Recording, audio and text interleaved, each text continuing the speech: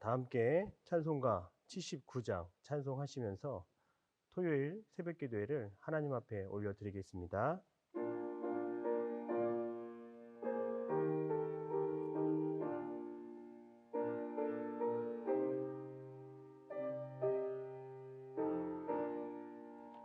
주 하나님 지으신 모든 세계 내 마음속에 그리어볼 때 하늘의 별 울려 퍼지는 내 속 주님의 권능 우주에 찾네.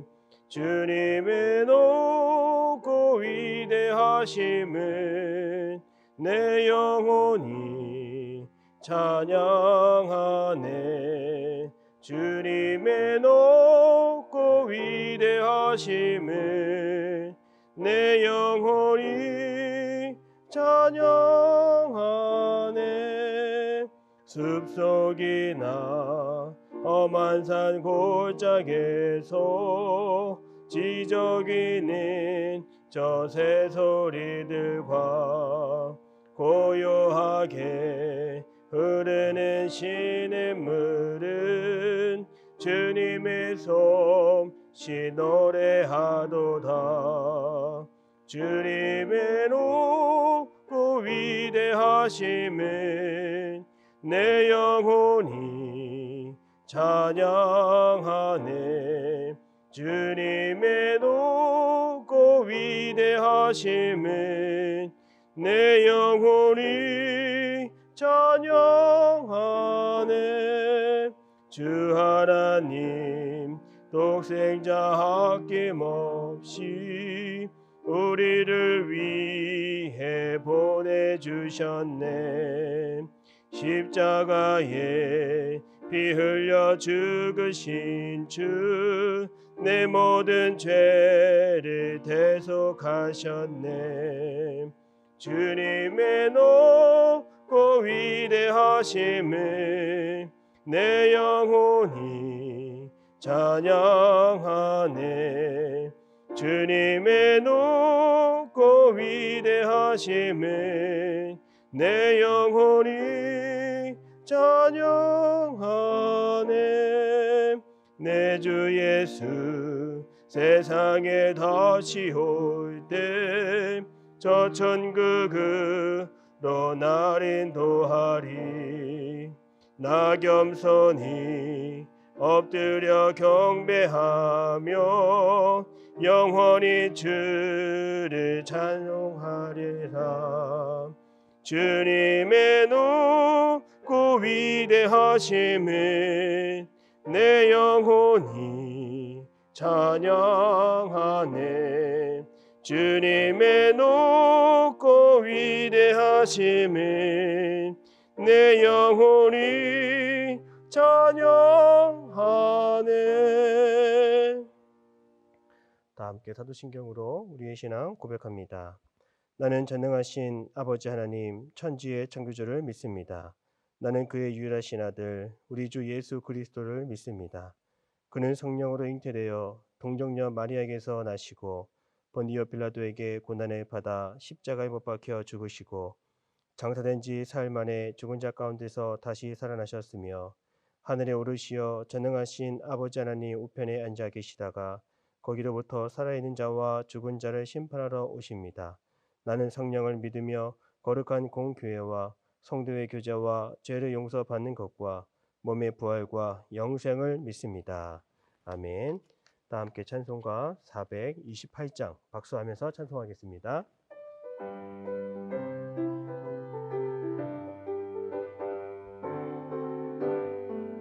내 영혼의 햇빛 비치니 주 영광 찬란해.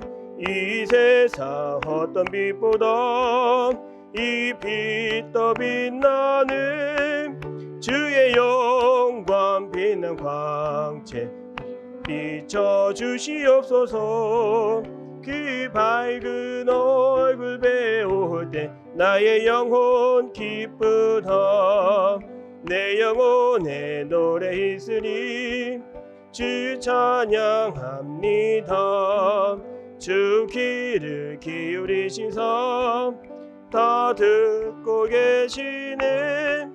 주의 영광 빛난 광채 내게 비춰 주시옵소서.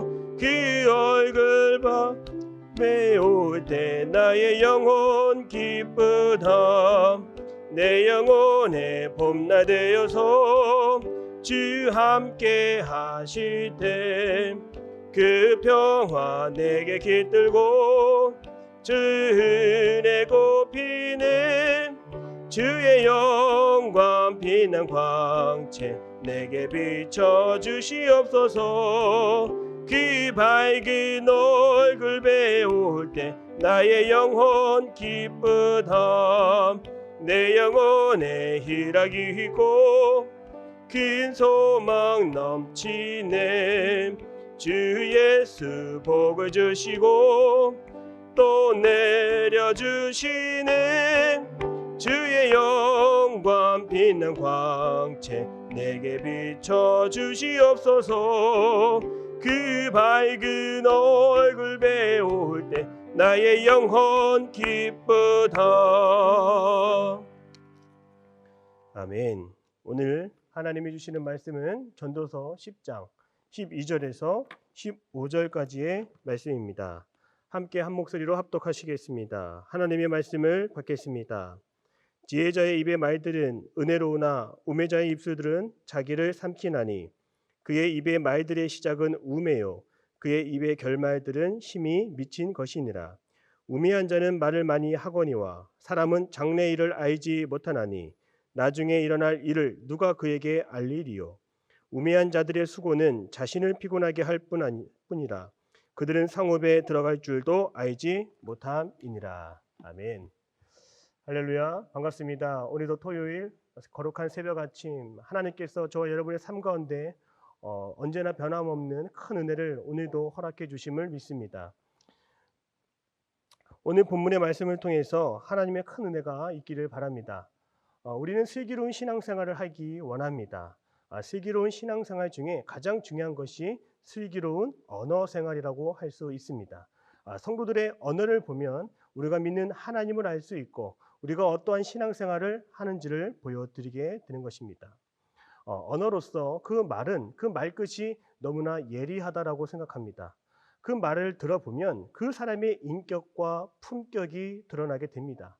그 사람이 어떠한 사람인지도 더불어 알게 되는 것입니다. 그리고 더 중요한 것은 말은 그릇과 같아서 우리의 마음속에 좋은 것이 있고 아름다운 것으로 가득하면 우리의 입술의 향기가 드러나게 된다는 것이죠.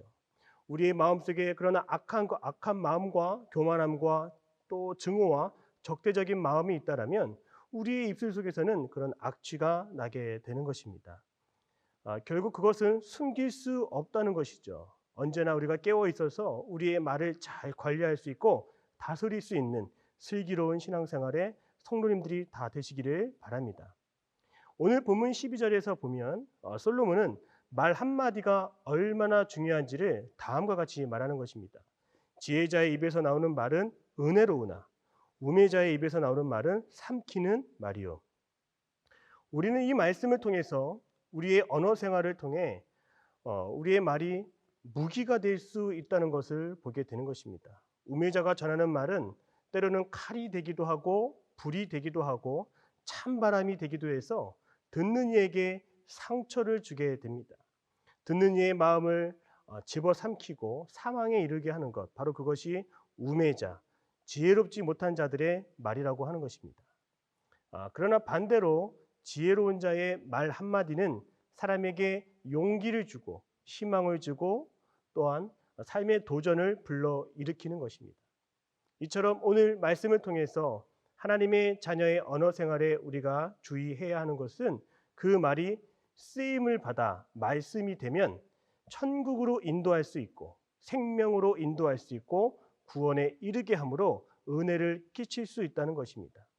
반대로 우리의 말이 쓰임을 받지 못하면 낙심과 좌절과 패배와 절망에 빠지게 되어 영원한 수월에 갇히게 되는 것입니다.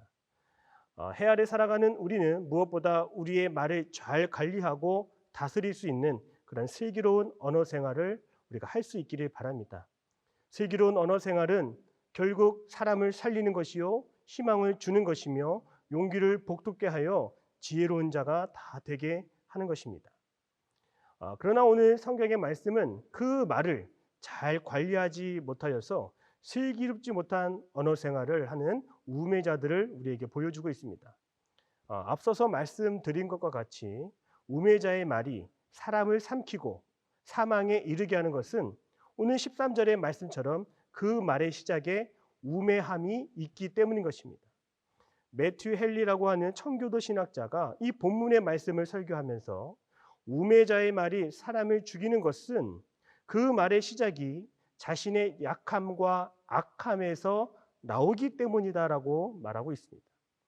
자신의 마음속 깊은 곳에 그 상처가 해결되지 않은 채 자신의 연약함 속에서 나오는 말은 힘이 무기가 되고 사람을 상처 입게 한다는 것입니다. 그 내뱉는 말이 사람의 힘을 잃게 하는 그런 악한 도구로 사용되는 것입니다. 또한 마음속에 깊은 악함이 있을 때에 그 말에 독이 있어 사람을 집어 삼키게 되는 것입니다. 더 나아가 우매자의 말은 13절의 말씀처럼 결국 미치게 되는 것이라고 말하고 있습니다. 그 말을 듣는 사람들은 분열을 조장하게 되고 갈등을 입게 되고 상처를 당하게 되는 것입니다. 이 미치게 된다라고 하는 그 원어의 뜻을 보면요, 그 사람을 정신없이 만들어 버린다라고 하는 것입니다. 이처럼 우리가 생각하지 않고 분별 없이 던지는 그 말 한마디, 우매자의 말 한마디가 그 사람의 정신을 놓게 하고 분열하게 하고 갈등을 초래하게 된다는 것을 우리가 기억하기를 바랍니다. 잠언 21장 10절의 말씀을 보면 악인의 마음은 재앙을 원하나니 그 이웃도 그 앞에서 은혜를 입지 못한다라고 말하고 있습니다. 악인이 말을 뱉고 또 말을 할 때마다 그 옆에 있는 수많은 이웃들에게 결코 은혜를 끼치지 못하고 안 좋은 영향력을 미치게 된다는 것입니다. 어떻게 하면 우리가 하나님의 말씀을 전하고 또 말을 하는 사람 가운데 어떻게 우리가 은혜를 끼치며 살아가는 그런 신앙생활을 할 수 있을까요?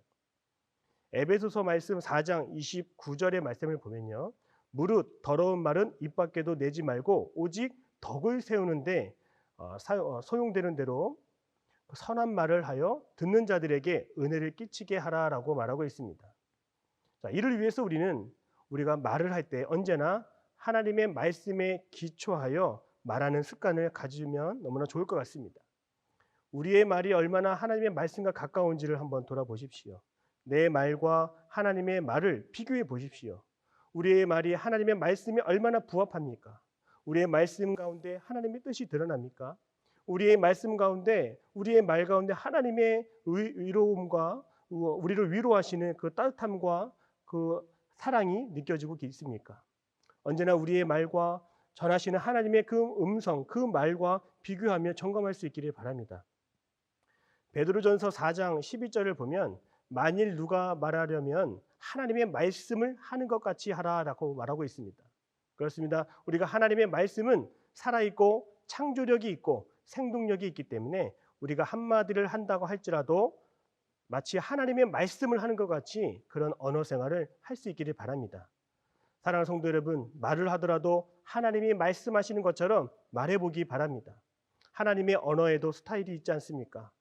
하나님의 음성에는 사람을 깎아내리는 말이 아닙니다. 사람을 높이는 말입니다. 사람에게 용기를 주는 말입니다.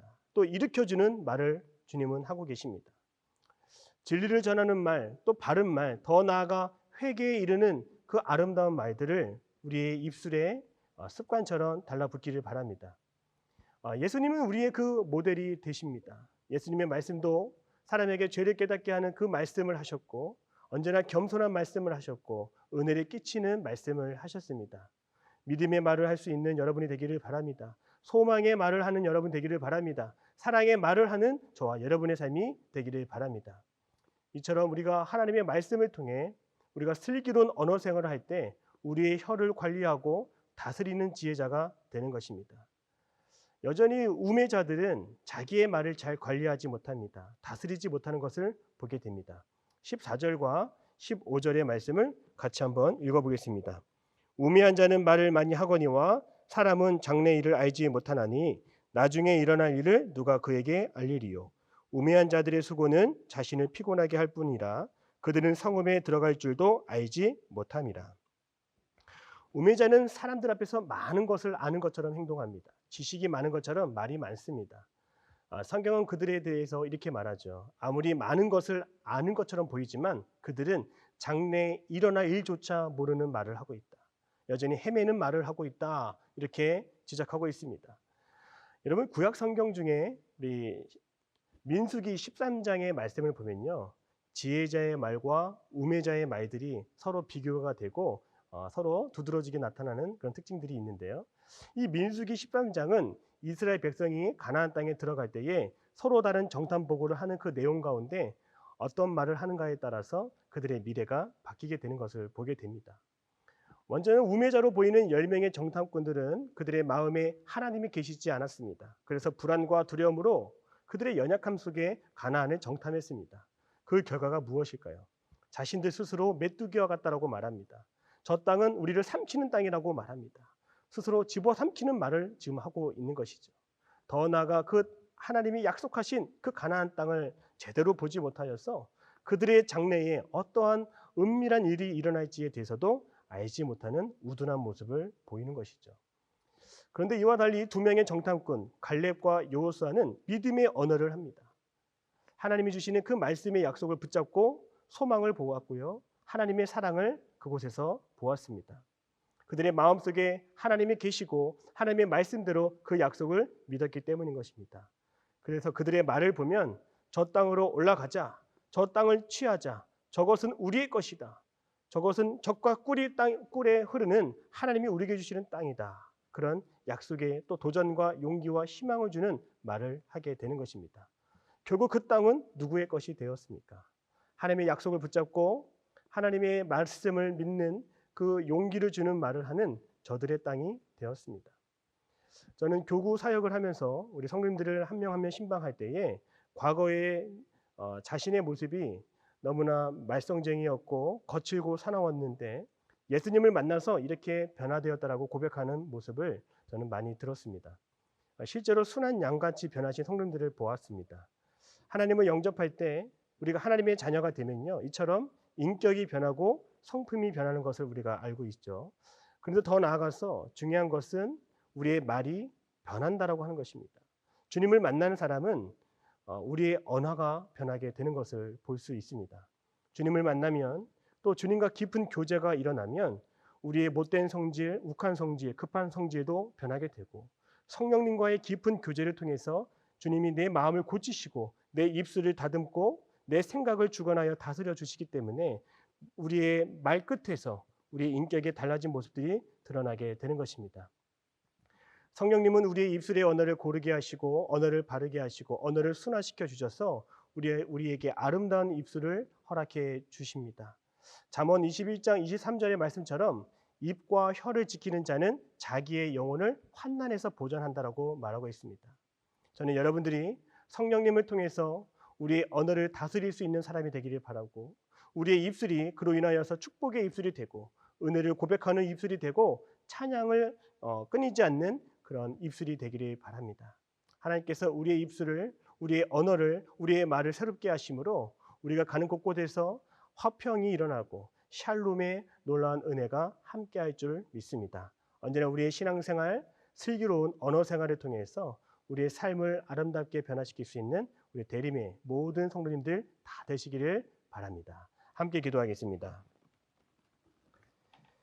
사랑해 주님, 감사합니다. 오늘도 지혜자의 음성을 통해 아버지 하나님 언어를 배우게 하시고 지혜로운 생각을 가다듬게 하시고 언제나 세상 속에서 해와 같이 빛나는 믿음의 성도들로 거듭나게 하여 주시옵소서. 때로는 분별하지 못하여서 때로는 내 주장과 이기심으로 내가 내뱉는 말 한마디로 많은 이들을 상처 입게 했던 우리의 입술을 주님 용서하여 주시고 이제는 성령님 내 안에 함께 계심으로 내 마음을 다스려 주시고 내 언어를 고르게 하여 주셔서 내가 전하는 그 말마다 생명이 살아나고 용기가 더해지며 삶의 소망을 볼 수 있는 삶의 자리로 뒤바뀌어 주옵소서. 언제나 우리의 입술을 통해 하나님 기뻐하는 찬양을 올려드리게 하시고 내 삶의 아름다운 감사의 고백이 끊이지 않는 우리의 삶이 되게 하여 주시옵소서. 오늘도 주님께서 주시는 은혜를 누리는 하루가 되게 하여 주옵시며 우리 대림교회가 구원의 방주 역할을 감당하며 땅끝까지 선교하여 아름다운 하나님의 나라를 이루어가게 하여 주시옵소서. 세워주신 담임 목사님 위하여 기도합니다. 날마다 영육간에 강건함으로 함께하여 주시사 성령의 충만함으로 갑절의 능력이 나타나는 믿음의 사역 되게 하여 주시옵소서. 오늘 한 날도 주님께서 함께하여 주심을 믿사오며 살아계신 예수님의 이름으로 기도드립니다. 아멘. 하늘에 계신 우리 아버지, 아버지의 이름을 거룩하게 하시며 아버지의 나라가 오게 하시며 아버지의 뜻이 하늘에서와 같이 땅에서도 이루어지게 하소서.